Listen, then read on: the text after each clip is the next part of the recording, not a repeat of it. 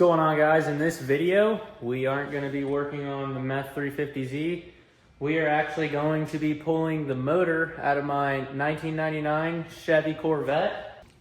So if you haven't seen any other videos, I am pulling the LS1 out of this car. It has 250,000 miles and it's never did me wrong. Thing's been great. Got it dynoed last week, made 313 horsepower. So she's right where she needs to be. But like I said, if you haven't watched any other videos, we are going to be putting an LS3 in my C5 Corvette drift car. I've been putting off pulling the motor out just because it sounds terrible to do, but I've officially sold the motor out of this. So we got to get to pulling. Last look at the engine bay. Well, it still has a motor in it. We're going to be doing a bunch of other things to the Corvette this winter as well, as deleting these front tubs, deleting the rear tub, doing a tubed rear firewall, but that's not going to be part of this video.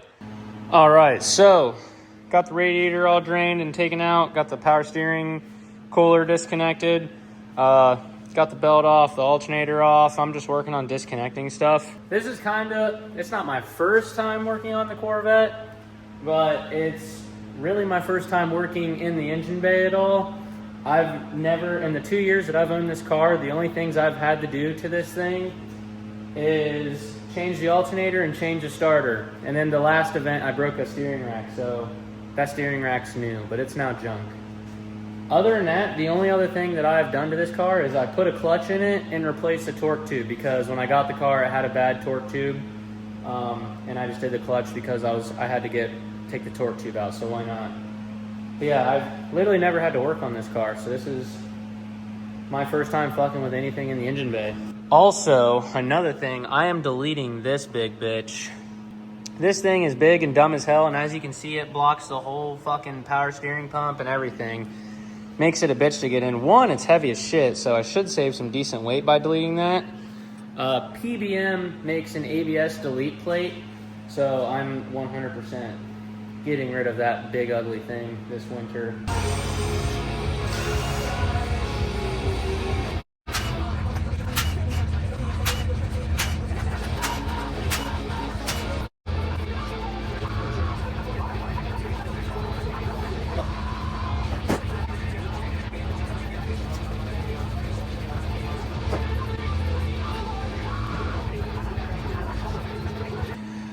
All right, so we got the intake off.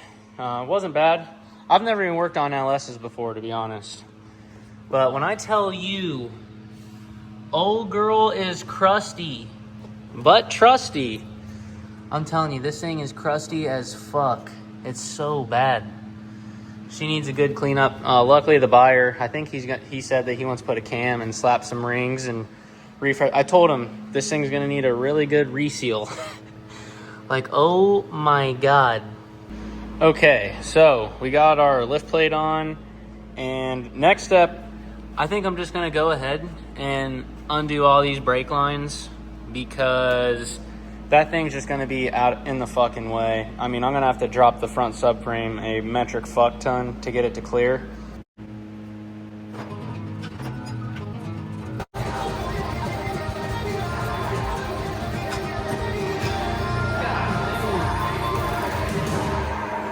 All right, we got that big bitch deleted. This thing is heavy as fuck. It's got to be like close to 8 pounds. We got the brake lines grouped, so these are all the fronts.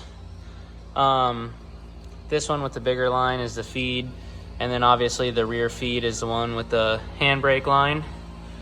So we got those grouped up, and God, there's so much more access in the front now.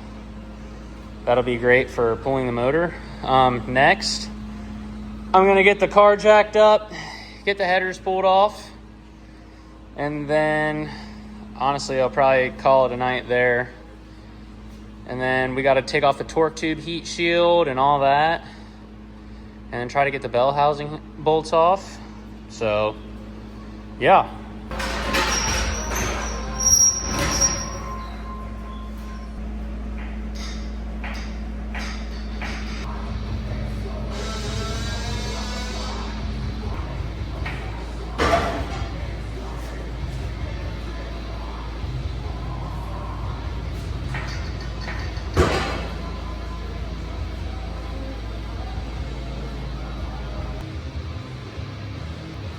sketchy.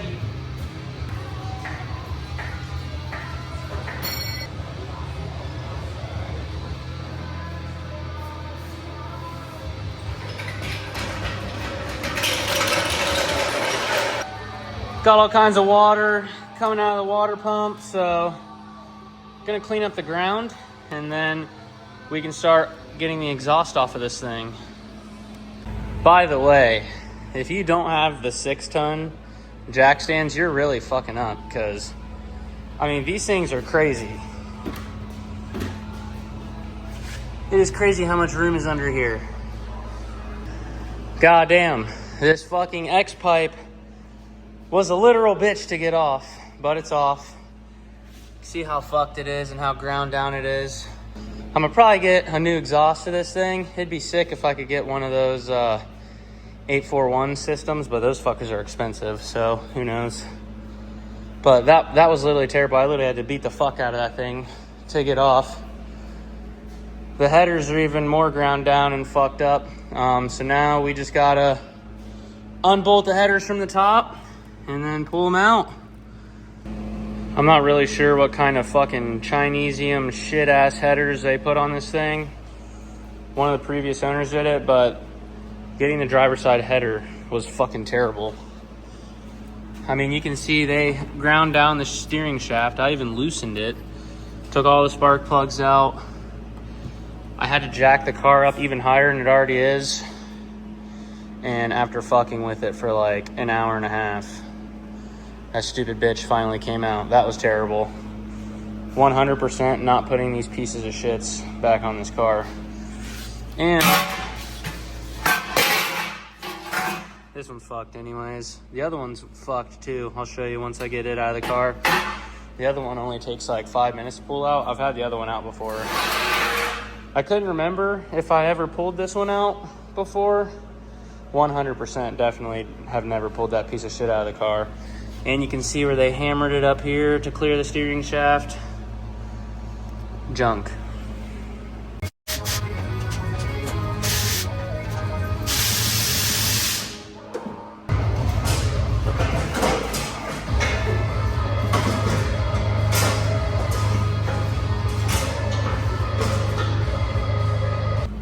Yeah, so if you look at this thing is fucked.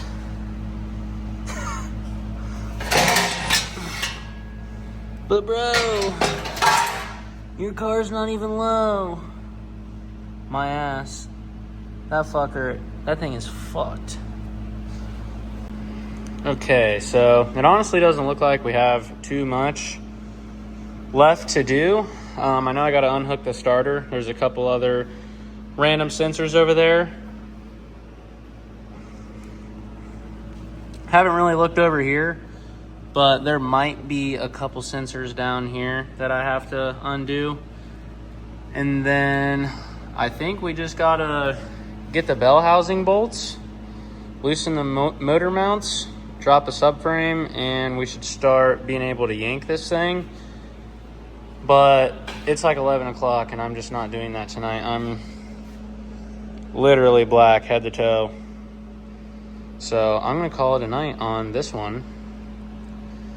And then we should be able to start yanking it out tomorrow. So we'll see you in the morning. All right, day 2, we're out here and we're gonna hopefully finish pulling this motor. So the only things, like I said, a little recap, the only things that I can think of that I have to undo is the starter wires. And I know there's a harness running down here. I don't know if that goes to the steering rack or not, so I might not have to undo that. And then I gotta go underneath the car. I think it's gonna be easier if I just unbolt the torque tube from the bell housing and pull the bell housing out with the motor. So I gotta go underneath the car, unbolt the torque tube, and then we are gonna have to lower this car back down because I'm gonna have to use that little transmission jack that I have under there, and I'm gonna have to use some of these extra jack stands I have. So then once I get everything unbolted down there, we're going to have to lower the car back down and then get the hoist. Oh, also drop the subframe down as well. 100% doing that. Okay, this has been a bitch and a half. The motor's finally loose. I had to unbolt the left motor mount because it was stuck. It was just pulling the subframe.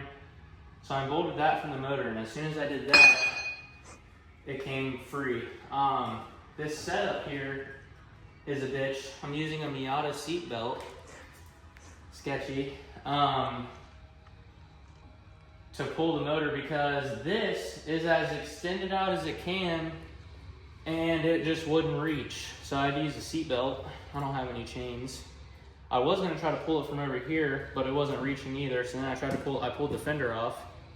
Still wasn't reaching. So yeah, this is what we came up with. So I'm gonna try to pull this out as fast as I can, just because I pulled plenty of Miata motors with this, but this old LS here is a little bit heavier than a fucking Miata motor. So yeah, you can get some looks in here, see how oily and fucking disgusting it is down there. But yeah, let's try to keep pulling this. I grabbed a spare tire so I can put the motor down on this tire real quick. Fuck are you running off with? Where'd it go?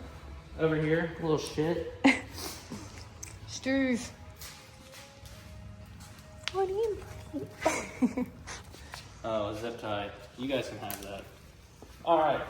Let's try to yank this fucker out of here.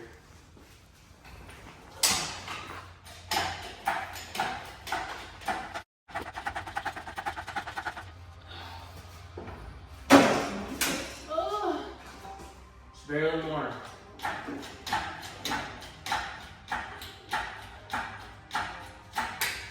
Alright.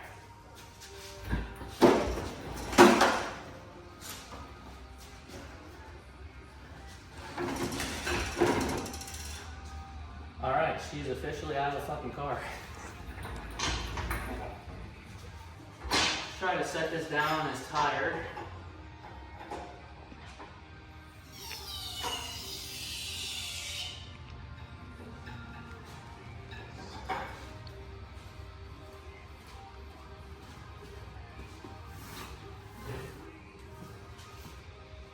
Alright.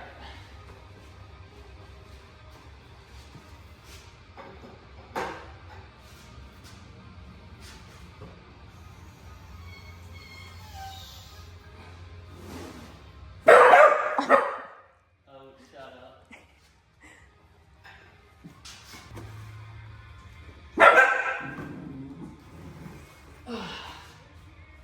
Holy fuck, I'm strong.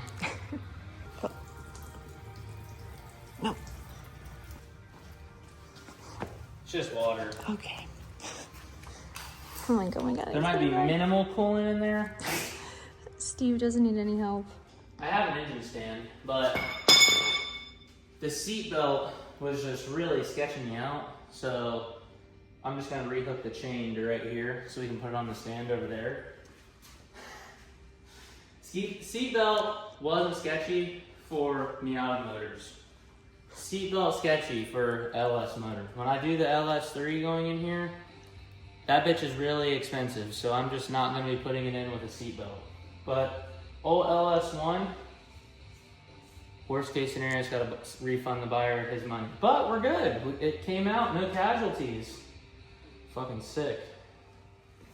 God, this thing is so grimy. Like literally just everything is just disgusting. The fucking rear main seal has to be gone. So this torque tube in here is literally brand fucking new. Well, it's 2 years old now. The torque tube's back there. It's a torque tube. Julie's learning, but that thing's brand spanking new. And she just ain't looking too good.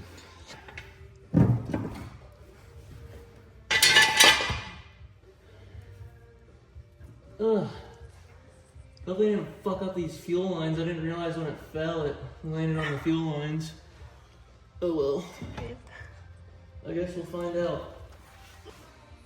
I might try to figure out how to tie that up somehow. I don't really know. I don't really know what other people do. I will say, Corvettes just aren't the funnest to work on. This has been an experience. But I think all this wiring should be able to come out. Like all this shit. For now, the LS1 is out of the Corvette, and that was the goal of this video. Another real masterpiece here. Bling, bling, bling.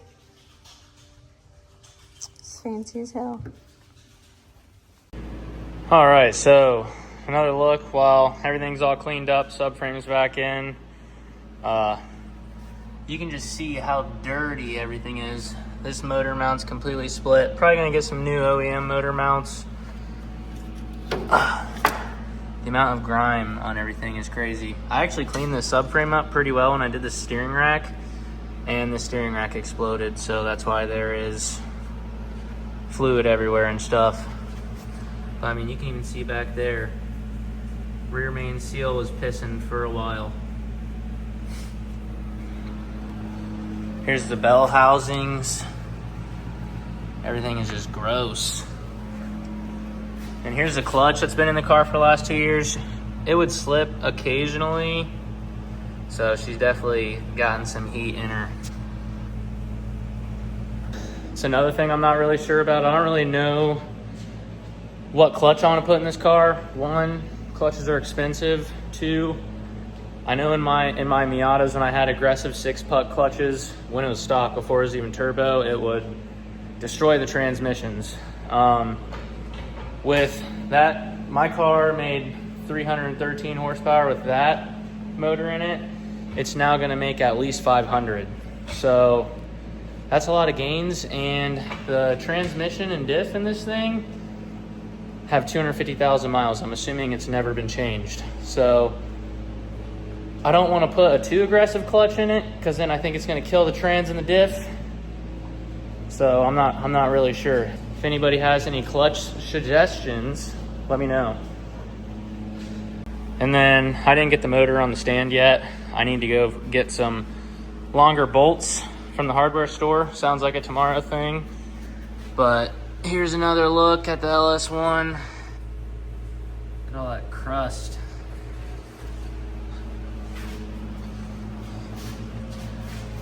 Same over here. There's crustiness everywhere. But yeah, I need to get this on the stand, get everything I need to keep off of it, torn down. I need to get the oil pan off of it. I did pick up a truck oil pan for free. Get that slapped on it so it stays sealed and the new owner can transport it easily. I for sure need to get my alternator bracket and all that fun stuff off. The power steering pump he can keep. It's probably trash because I destroyed the rack, and I've been running it dry. So it's probably trash. But yeah, that's about it for this video. If you guys like this video, give it a rate, comment, subscribe. In the next video, I'm not really sure what we're gonna be doing. I'd like to get this thing outside so I can power wash all this stuff, because I don't want to put a new motor in with all that shit. I knew working on this thing was gonna be terrible because it's just so dirty and oily and grimy. Like I said, I haven't worked on this car in 2 years, so I can't complain. But I would like to get everything cleaned up, do it right while it's all out, so I don't have to mess with it again. But yeah, guys, in the next video, the parts for the 350Z showed up, so hopefully in the next video we can fix this and get it going. But yeah, I'll see you guys in the next one.